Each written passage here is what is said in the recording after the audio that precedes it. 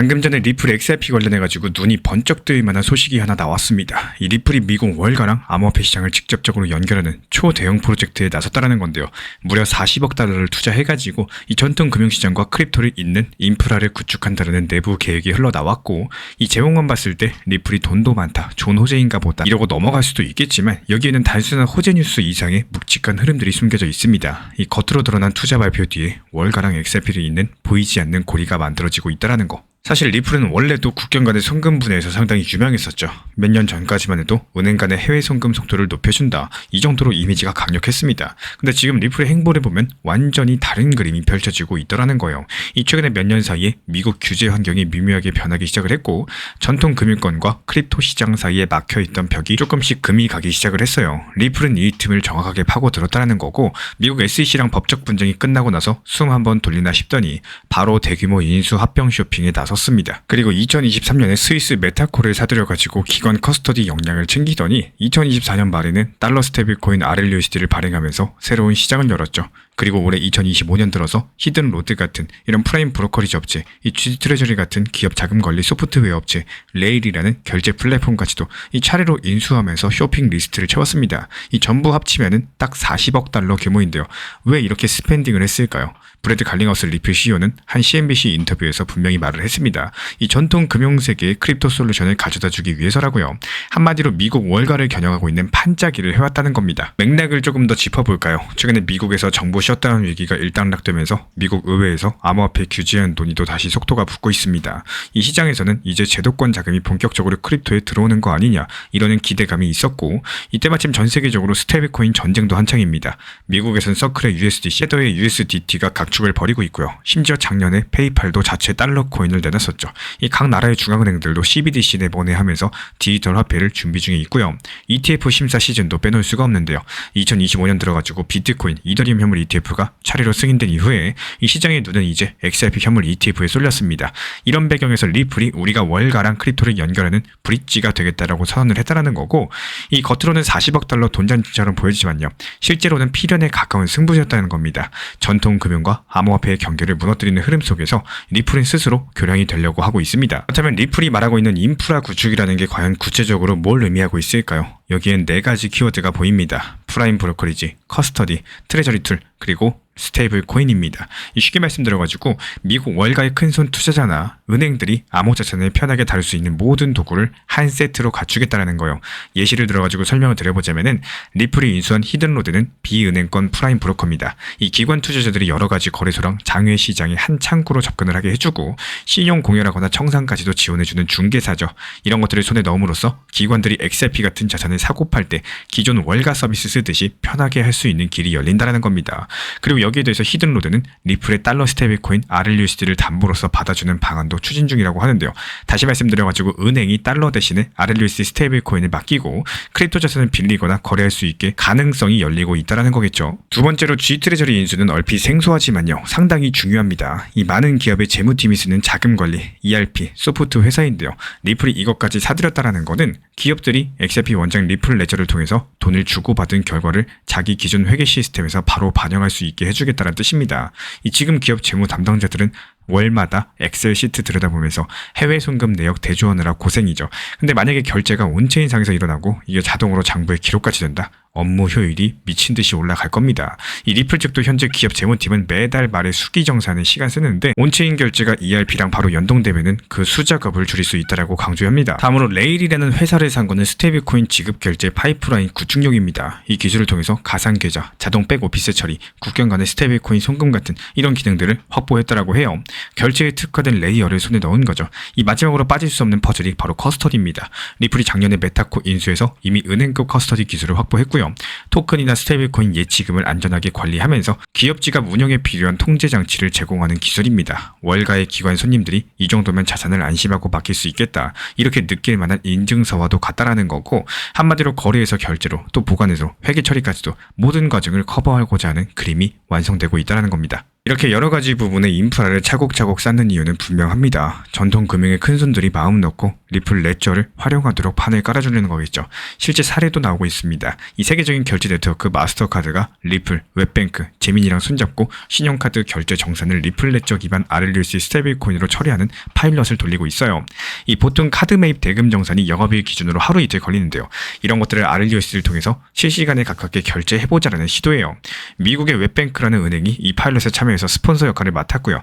이미 리플 레저에서 마스터카드 1일 거래분이 RLUSD로서 정산이 되고 결과가 바로 은행 장부에 반영되는 테스트가 진행 중입니다. 일본에서 SBI 리밋이라는 업체가 리플과 MOU를 맺고 해외 송금에 RLUSD를 도입하기로 했는데 흥미롭게도 전통 자산 운용의 거인 BNI 멜론은행이 RLUSD 준비금 수탁을 맡기로 했습니다.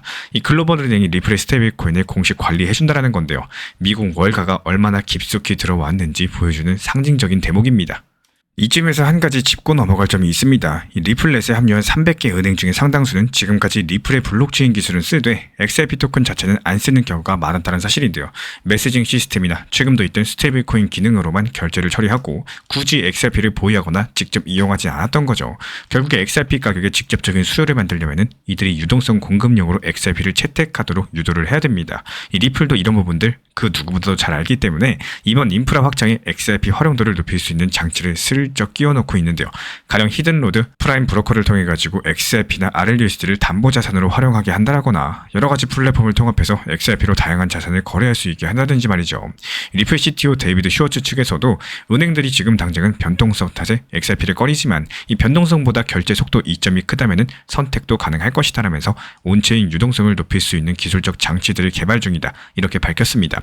즉 지금 시점에서 스테이블코인으로 다리를 놓고 다음 단계에서 XRP가 본격적으로 흐르게끔 이 로드맵을 그리고 있는 셈이라는 거예요. 이번에 리플이라는 기업 자체를 한 걸음 떨어져서 볼까요? 리플랩스가 사실 암호화폐 업계에서도 현금 부자로 유명합니다. 이 초창기 XRP 1000억 개 중에 800억 개 보유하면서 시작했고 지금도 약 34억 개가 넘는 XRP를 금고에 쌓아두고 있습니다. 현재 시세로 환산하면 8조 원이 넘는 상당한 자산인데요. 그동안 XRP를 풀어서 운영비로 쓰기도 했지만요. 워낙에 많이 들고 있다 보니까 회사 고가는 여유가 있죠. 게다가 바로 이달 초에 월가의 유력 투자자들로부터 5억 달러 투자 유치에도 성공했습니다. 시타델 증권, 포트브리스, 그리고 브레반 하워드 같은 이름만 들어도 쟁쟁한 펀드들이 리플 지분을 사들였는데 그 평가액이 회사 가치 400억 달러, 약 하나로 53조 원에 달했습니다. 스타트업이 아니라 거의 대기업 반열이겠죠. 리플이 솔직히 당장 돈이 급한 건 아니었지만요. 전략적인 확장을 위해서 투자금을 받았다라고 한 만큼 이 자금은 앞서 말씀드린 여러가지 인프라 인수 통합과 앞으로의 사업 확장에 쓰일 겁니다. 여기에서 재미있는 부분은 외부 투자자들 중에 일부는 사실 우리는 리플이라는 회사보다는 그 XRP 자산 가치를 보고 투자한 것이다. 이런 뉘앙스를 풍겼다는 점입니다. 그만큼 이 회사의 펀더멘탈이 현재 창출하는 수익보다는 보유한 XRP의 향후 활용성에 무게가 실렸다는 거죠. 실제로 리플 레저 자체의 월간 트랜지션 수수료 수입은 얼마 되지 않는다라고 해요. 아직까지 네트워크 효과에 비해서 수익화는 초기 단계입니다. 하지만 여기서 투자자들은 지금 리플은 돈을 버는 것보다 돈 쓸 준비가 돼 있다. 필요하면 사업도 통째로 사버릴 저력도 있다. 이렇게 보고 중장기 베팅에 들어온 겁니다. 결국에 리플은 크립토판 종합금융 플랫폼으로 탈바꿈해서 나중에 수수료, 이자, 서비스 요금으로 돈 버는 모델을 그리고 있는 상황입니다. 그리고 어느 정도 밑그림이 그려지면요. 리플 넷을 쓰는 은행들한테 우리 보호예술 서비스 써볼래? XRP 통해서 바로바로 환전해볼래? 이러면서 B2B 비즈니스를 확장할 가능성이 높습니다. 다만 경쟁도 만만치가 않아요. 전통 금융권 내부에서도 자체 블록체인 시스템을 꾸리는 움직임이 있고요. 다른 암호 기업들도 기관 대상 커스터디하거나 결제망 사업을 호시탐탐 노리고 있습니다. 이 규제 리스크도 역시 늘 잠복해 있어요. 특히 스테이블코인 분야는 각국의 정부가 예의주시하다 보니까 RLUSD 같은 상품이 더 크게 성장하려면 이 당국 승인과 투명한 준비금 관리가 필수일 거예요. 리플이 그래서인지 BNI 멜론 같은 신뢰도가 높은 파트너를 내세워서 우리는 은행들과 경쟁하는 게 아니라 은행을 고객으로 삼겠다. 관련 메시지를 보내고 있는 겁니다. 은행과 경쟁하면 규제의 벽에 막히겠지만 은행을 돕는 인프라가 되면 게임 체인저가 될 수 있다는 계산이겠죠. 그렇다면 이제 투자자 입장에서 이 상황을 살펴보겠습니다. 리플이 판은 거창하게 벌였는데 정말로 월가 돈이 XRP로 들어오고 있나? 이 겉돈만 굴러다니는 거 아니냐? 이런 식의 의문이 충분히 드실 수 있겠습니다. 이 겉으로 당장 티 티가 안 나더라도 똑똑한 돈의 움직임은 데이터로 포착되기도 합니다. 실제 온체인 데이터를 살펴보면요. 최근에 몇 주 동안 XRP 쪽에 상당히 의미심장한 변화들이 보였다는 거. 먼저 거래소 내부 XRP 물량이 눈에 띄게 줄어들었습니다. 암호자산 데이터를 집계하는 코인글래스에 따르면은 최근에 일주일 동안 전 세계 거래소에서 XRP 물량이 약 21% 정도 순 유출이 됐다고 해요. XRP 가격이 오르는 가운데 코인이 거래소 밖으로 빠져나갔다. 이건 고래 투자자들이 XRP를 사서 자기 지갑으로 빼놓고 있다는 뜻일 가능성이 높다는 거고, 실제 가격이 급등했던 11월 초순에 XRP 거래량이 폭발적으로 증가했는데요. 하루 거래 대금이 49억 달러를 넘길 정도로 매수세가 몰렸습니다.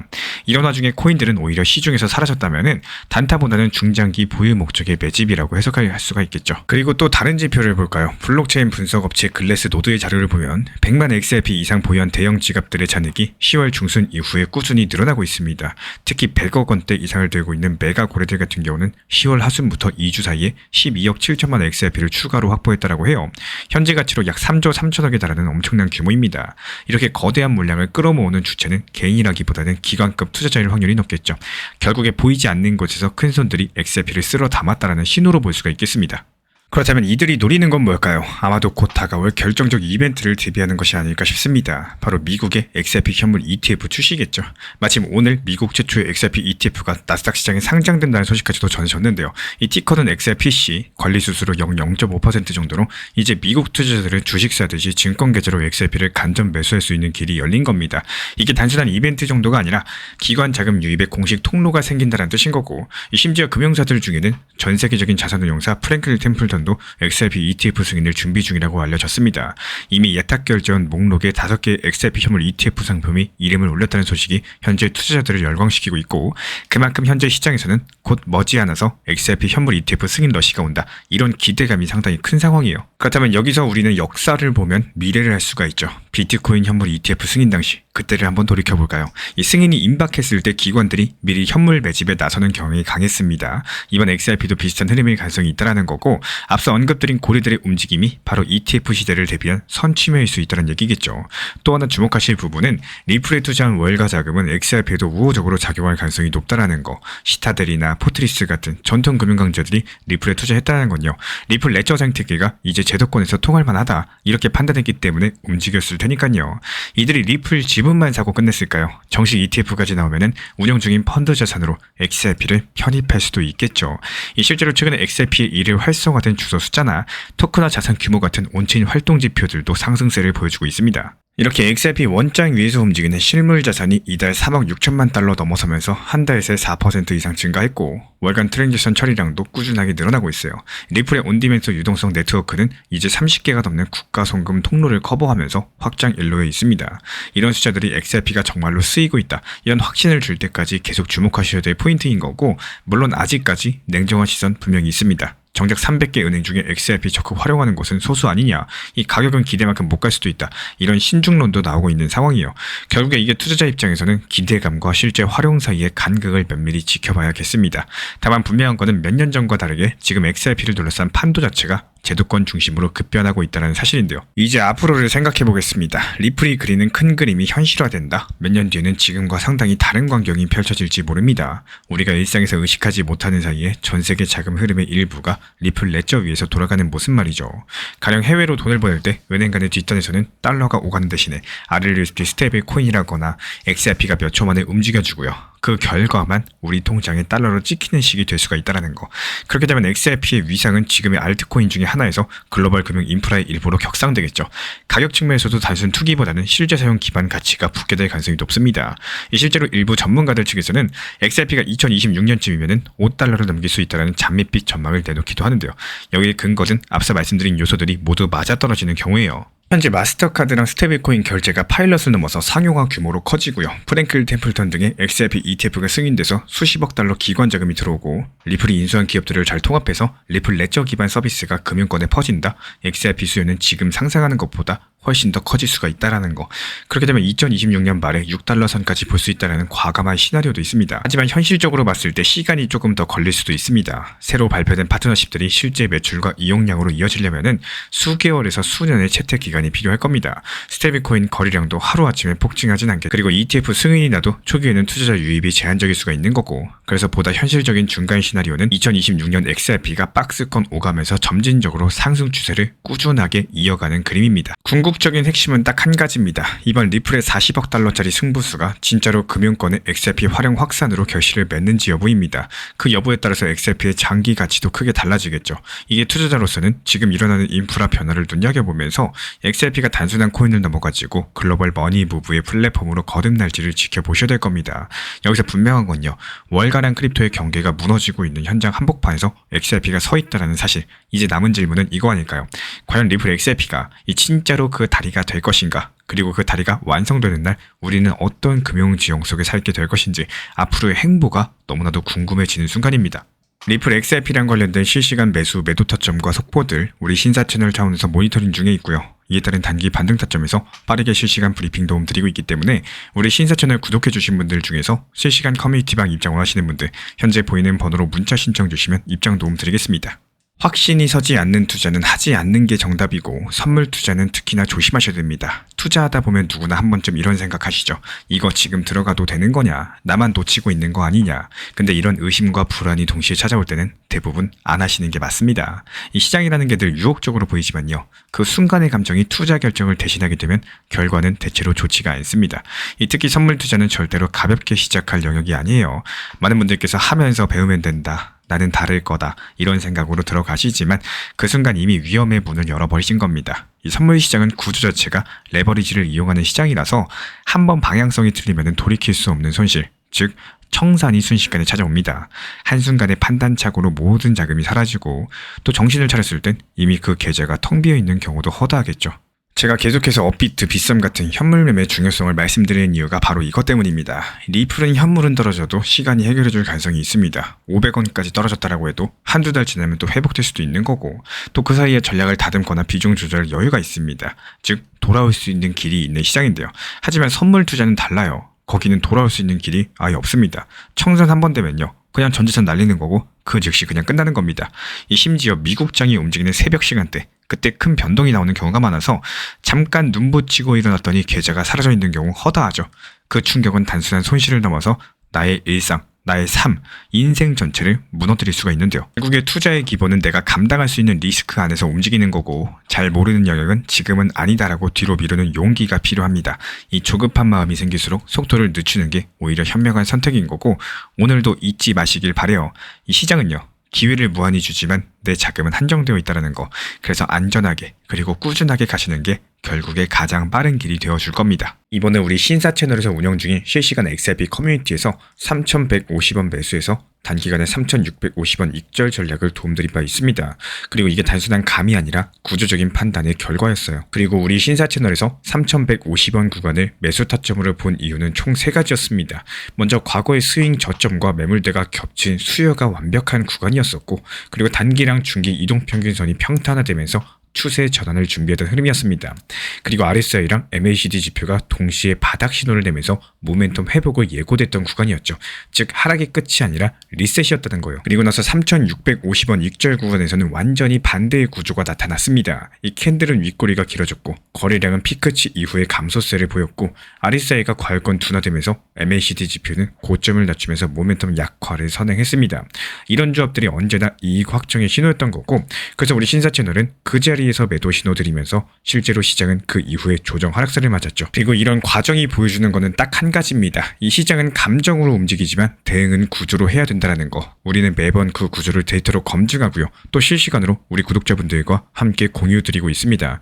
지금 보고 계신 이런 흐름들처럼 우리 신사 채널 리플 XRP 실시간 커뮤니티에서는 이런 실전 타점과 매수 매도 전략을 매일매일 실시간으로 브리핑 도움 드리고 있습니다. 이제부터는 시장을 절대로 혼자 보지 마세요. 이 전문가의 구조적인 분석과 채널에서 실시간 대응 전략을 함께 보시려면은 현재 보이시는 번호로서 문자 신청만 주시면 됩니다. 우리 신사 채널은 언제나 우리 구독자분들과 같은 투자의 언어로서 데이터로서 증명하는 실전 브리핑 이어가도록 하겠습니다. 다른 거 바라지 않습니다. 구독과 좋아요, 알람 설정만 눌러주시고 따라와 주시기 바랍니다. 오늘 영상도 끝까지 함께 해주셔서 정말로 감사드립니다. 우리 구독자분들에게 코인신사 채널은요, 단순한 투자 채널이 아닙니다. 때로는 아들처럼, 때로는 형이나 오빠처럼, 또 때로는 냉정한 전문가로서 그렇게 곁에 있고 싶습니다. 누군가의 아들은 이렇게 말합니다. 괜찮아요. 아직 기회 있어요. 또 누군가의 심리 트레이너는 이렇게 말을 하죠. 지금 흔들리시면 안 됩니다. 이런 타이밍엔 반드시 버티셔야 됩니다. 그리고 때로는 악재가 시작됐기 때문에 지금은 비중 조절할 타이밍입니다. 이렇게 말을 합니다. 그리고 또 누군가의 전문가로서 이 구간은 분명히 좋은 타점이 될 것입니다. 이런 말씀도 드릴 수가 있겠죠. 그렇게 저는 매 순간마다 시장을 바라보고 있습니다. 이 시장이라는 건 늘 변화를 하고요. 감정은 그것보다 훨씬 더 빠르게 흔들릴 겁니다. 하지만 그때마다 우리 코인신사 채널은 밤새 차트 지켜보면서 누군가의 불안이 덜어지기를, 또 누군가의 손실이 멈추길 바라면서 그 마음을 담아서 한 줄 한 줄 브리핑을 시작합니다. 이 투자라는 건 숫자 싸움이 아니라요, 마음 싸움이고 그 심리가 전부인 영역입니다. 이 시장에서 끝까지 버틸 수 있는 힘, 그거는 정보보다 함께 가는 사람에게서 나와요. 우리 구독자분들이요, 절대로 혼자가 아니라는 거를 이 목소리로서 꼭 전해드리고 싶습니다. 오늘도 우리 구독자분들 곁에서 가족처럼 함께 걷는 동반자 코인신사 채널이었습니다.